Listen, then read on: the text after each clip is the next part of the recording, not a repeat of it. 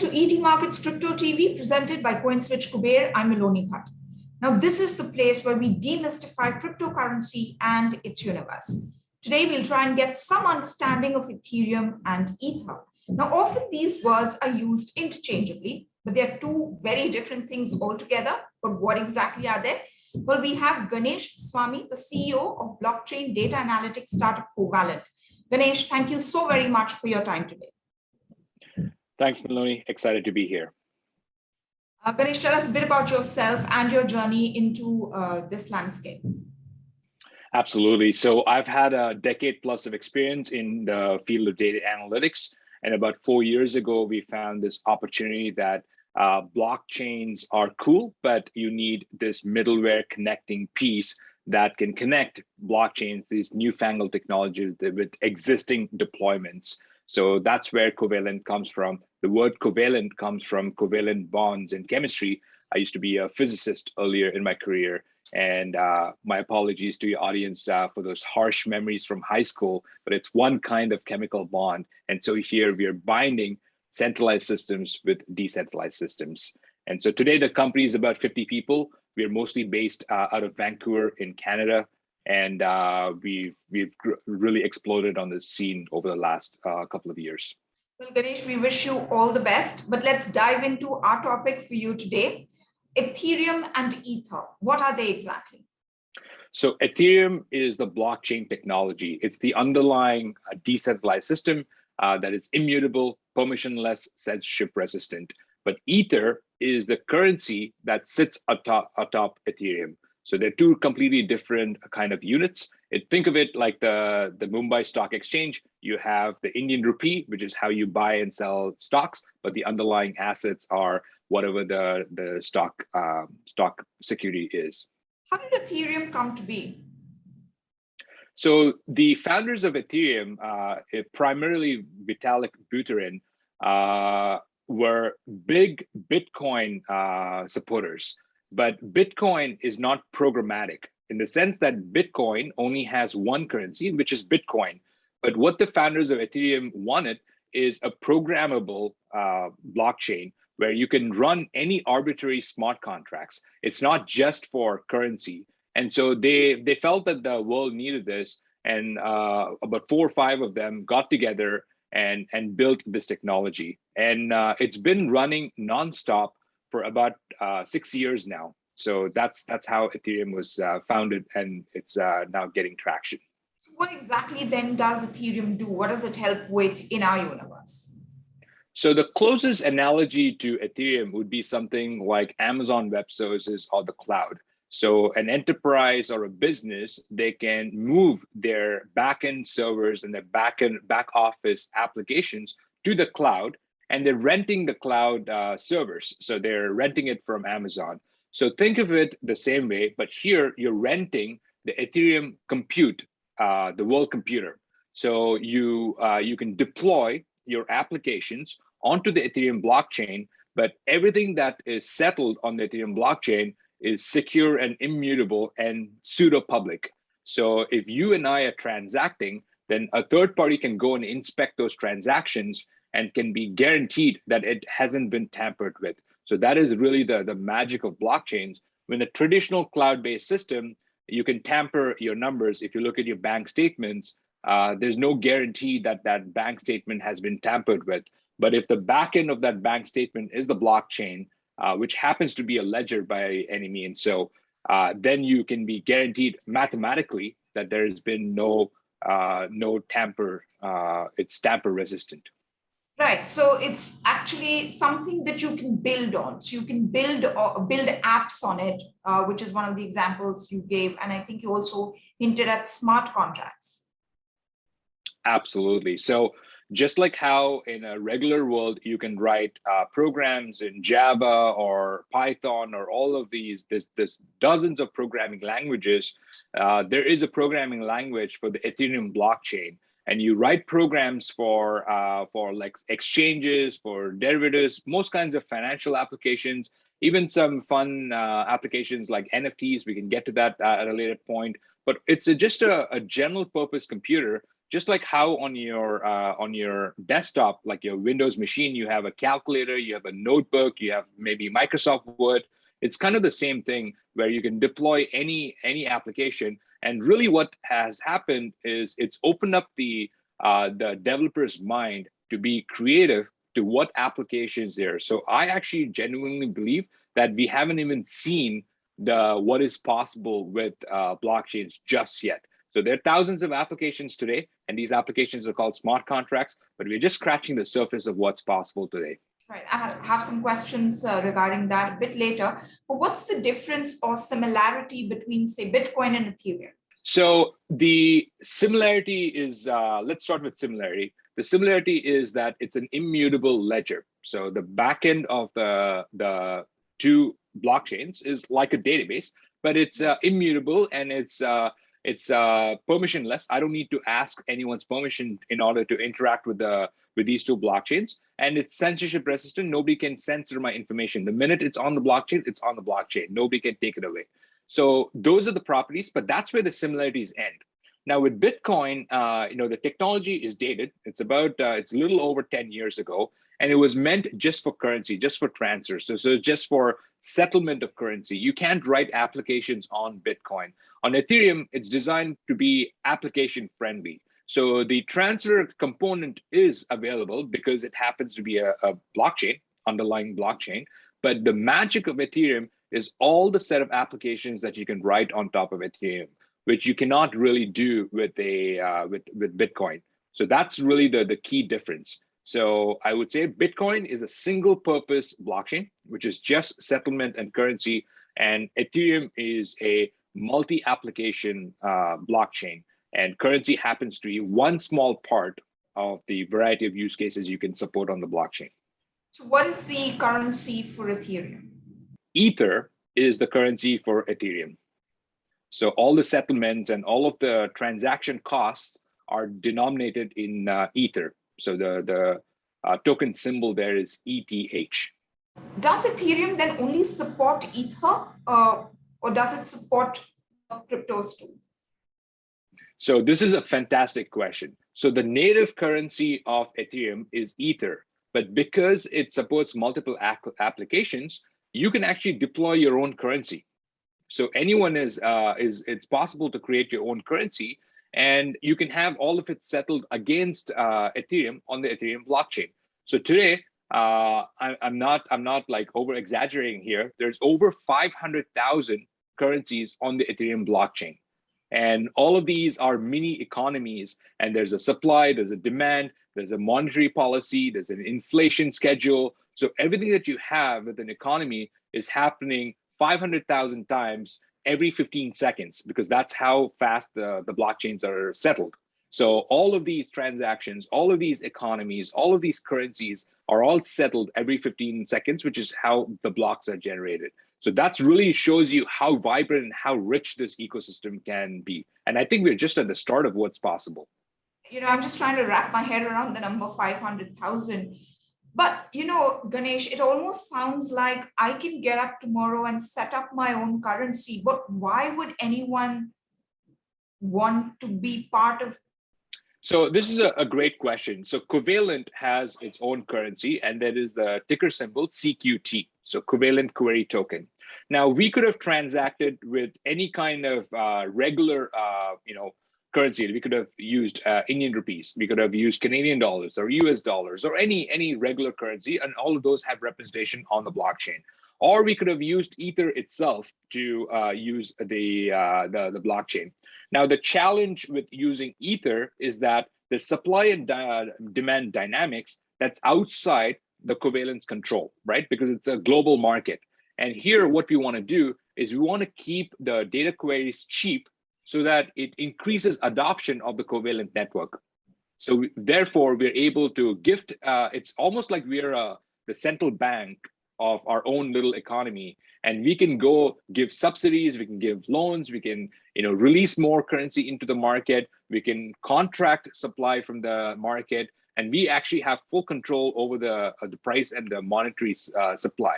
So that's really what the value of having your own ecosystem. But of course, ultimately, to enter or exit this economy, you have to settle against some outside currency, which could be Ether, could be US dollars or Indian rupees. But within the economy, the supply and demand is completely inside the control of the monetary policy, and we maintain that monetary policy. It almost sounds like there's a parallel ecosystem that most of us don't even of, and the possibilities from what you're telling us seem to be fascinating. Yeah, I would say so. I think it's a shadow infrastructure today, but I would say within a decade it'll be the norm. But the way it'll be the norm is regular people would not know there's a blockchain on the back end. All of that will be masked. You said Ethereum supports many things. For instance, building your own applications, NFTs, you mentioned smart contracts. Does that mean that it's more vulnerable to hacks? So we need to be very precise about what a hack is, right? So a hack can be a malicious, I would say, change of records, right? But the hack is, I would argue that the hack is what exactly the smart contract is meant to do. So if there is a bug in the smart contract, then is that really a hack? It's not a hack because the bug is in the contract and the contract is doing exactly as the author of the contract said, right? So it's not like someone went in and stole anything. Of course, it is illegal because it's not your property. But the challenge here is that if you have multiple economies and you have no guarantee, and the diversity here leads to a wide surface area when it comes to the security and when it comes to how reliable a certain currency is. So in some cases, the smart contract itself has a problem or a bug, so then anyone can go in and steal assets. In some cases, what is commonly known as a rug pull, where the authors of the economy itself are able to steal assets from their users. So because it's a permissionless system, it has pros and cons. Anyone can participate in this economy without getting an Aadhaar card or without getting anyone's permission. But the flip side is that you don't really know who you're transacting with on the other side, right? So I think it cuts both ways. It's a matter of supply and demand. I want to flip back to Ether, and I just wanted to understand that, how or where would you get Ether from? So Ether was initially pre-mined. What that meant is they created Ether out of thin air and allocated that to the founders, right? Just like how when you start a company, you have an initial set of equity and shares that you assign to the founders. And then investors come in, and then you issue more shares, and then you give it to the new investors. And then once the company goes public, then the shares are publicly tradable. Then anyone in the public can go and procure those shares. So the Ethereum has gone through the same journey. So initially, the founders got Ether, and then you need Ether to actually use applications on the blockchain. So they sold some on the open market, and then another thing that happens is there's inflation built into Ethereum itself. So because Ethereum is a decentralized network, there are miners who are helping do the settlement, and all of them have to be incentivized somehow. They all have to be paid for their time and for their resources and for their machinery, and so they all get Ether, which comes from the inflation of the Ethereum economy. So that's how more and more and more Ether enters the economy, and that's how everyone happens to get Ether. So today there are primarily two ways to get Ether. You can earn Ether by going and signing these blocks and mining these blocks. So do the hard work, and then you get Ether as a reward, or you can just go buy off the open market. Bitcoin's inventor, the man pseudonymously called Satoshi Nakamoto, he capped the number of Bitcoins at 21 million. So is there a limit to Ether? So, this is a very interesting question and probably out of the scope of my knowledge, because this goes to monetary policy of an economy. And if you see what's happening across the world, especially with the COVID, the government has been able to print more and more money and give out subsidies to help people who've been affected tremendously by the pandemic. And so what has happened as a result of that is asset prices have flooded, capital is plentiful in the system, and people say inflation can go up, inflation, all kinds of things can happen. So when you suddenly print a lot of currency and inject it into the economy, it just gets imbalanced. So this is why what you need to do is you need to figure out, at least that's the belief, that at some point the inflation, the new printing of currency has to stop. Like you can't stop immediately, but you can gradually slow down the growth rate of inflation so that it tapers off at 21 million. So in the case of Bitcoin, that was initially set on day one. So I can't remember, I think it's like 125 years. And then it's slowly, the new Bitcoin that is printed is going to slow down over time. In the case of Ethereum, there is no cap. So it's going to be printing Ethereum forever. But recently, this year, there was a new mechanism that was introduced where a portion of the Ether is burnt. It's basically extracted out of the economy for every successful transaction.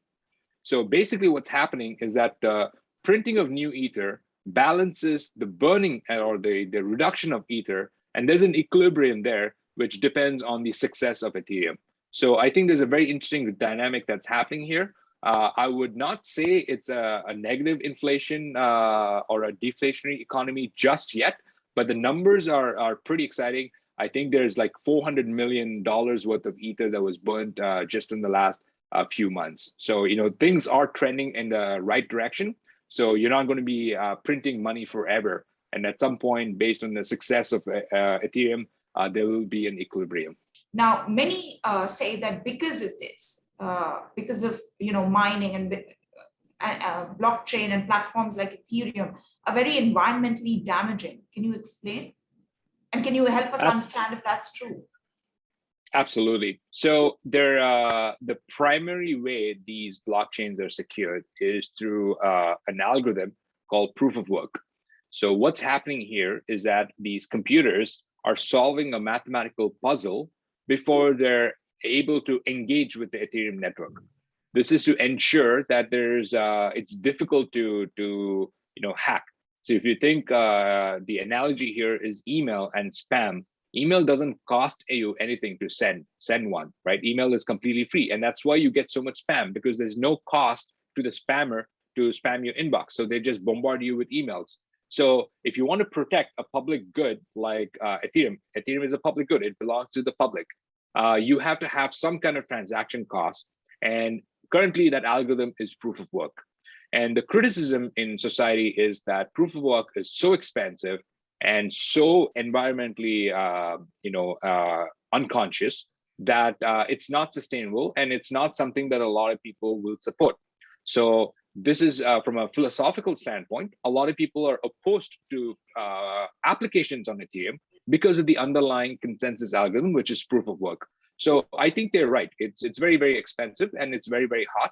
In fact, if you see right now, majority of the GPUs, which are computer parts to play games and to do like important like medical imaging work, really important scientific discovery, is actually bought by miners to do the proof of work. So there's actually no GPUs that you can buy on the market, because it's more profitable to buy these GPUs and mine Ethereum than to do scientific discovery and other applications for society. So that's like a very unfortunate side effect. But that's what's happening with proof of work. Now, proof of stake is an alternate consensus algorithm that does not have this problem. So it's a dramatically new change. And Bitcoin is not going to change ever, right? The philosophy and the design principles of Bitcoin is to stay as Bitcoin. So whatever Satoshi had 10 years ago is exactly what Bitcoin is today. That's never going to change. It's always going to be 21 million. It's like there's no changes there. But Ethereum is an evolving organism. So you're always going to be making changes. There are always changes that are proposed that pass through a governance and so on. So the next big exciting aspect that we're all looking forward to is the switch of the consensus algorithm from proof of work to proof of stake. And when proof of stake happens, suddenly, I would say, it's it's apples and oranges, right? In terms of how energy efficient proof of stake is. It's not even comparable. I would say, it doesn't even make sense. Like, proof of stake is so environmentally conscious, so energy efficient that it's not even in the same ballpark. So any criticism that you have about the Ethereum blockchain being energy unconscious is should just melt away with the change to proof of stake. And the exciting thing here is that we are just 6 months away from what is known as colloquially as the merge, which is the merge of the proof of stake consensus algorithm into the Ethereum blockchain. And once that happens, oof, I'm so excited for that future. Right. So it happens in 6 months, you say. They shift from proof of work to proof of stake in the next 6 months. Those are the rumors. Of course, these things take time, so it needs to be battle tested. There's trillions of dollars, relying on the Ethereum blockchain. So it's not a easy feat. But the scientists have been working on this switch for almost 4 years now. In fact, when Ethereum was invented 6 years ago, that was always the plan. Like, eventually, we'll start with something that's inefficient, see if it gets traction, and then move to proof of stake. But let's not delay introducing a product into the market because it's not effective. And I think that was the right choice to make 6 years ago. I read something about Ethereum 2.0. So is this move to proof of stake a big part, or is this Ethereum 2.0? So Ethereum 2.0 is the merge, is the switch to proof of stake. So the minute proof of stake becomes the consensus, the default consensus algorithm, that is Ether 2.0. Well, Ganesh, we've got a slightly better understanding of Ethereum and Ether thanks to you. Lots of terminologies here, lots of words that we still have to understand. And, maybe we'll reach out to you again for you to decode them for us. But thank you so very much for joining us today and for your time. Meloni, it was a great pleasure. I hope I was able to simplify a lot of these aspects. And this is why, I would say these technologies are not mainstream. The minute I can talk to you about these things without talking and using the terminology, that's when we know we've arrived. Until then, I think we have a lot of work to do, for sure. Yes, and you'll find a lot of stuff here. This is where, there is a lot of demystifying of cryptocurrency and its universe going on. So to our viewers, do check us out and do keep looking for new episodes where, this entire fascinating new landscape of cryptocurrencies is discussed and laid bare for you to understand. Thank you all very much for joining us today.